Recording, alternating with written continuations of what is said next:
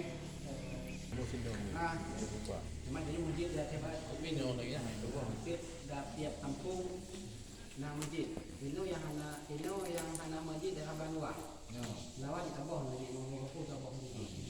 Jadi ini mulai dari Lukuyung, Lam, Masjid Nizamiyah yang merupakan upaya untuk peningkatan kemakmuran masjid. Maka oleh karenanya kita juga penilaian kami kita kunjungi itu barangkali pupuk yang harus kita perbaiki, pupuk yang harus kita adakan pada masjid yang penting melaksanakan kenapa kan adalah untuk peningkatan keamanan jamaah.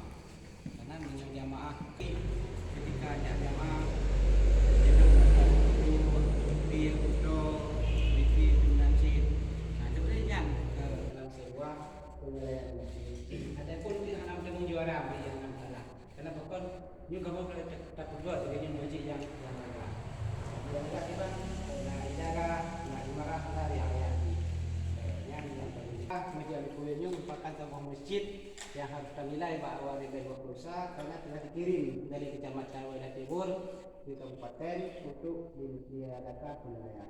Oleh karenanya terima kasih kepada seluruh pihak yang telah berupaya, yang telah bersusah payah dalam rangka peningkatan kedua kualitas kemakmuran masjid.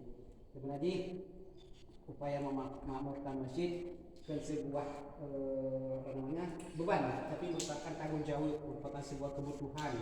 Karena masjid adalah dalam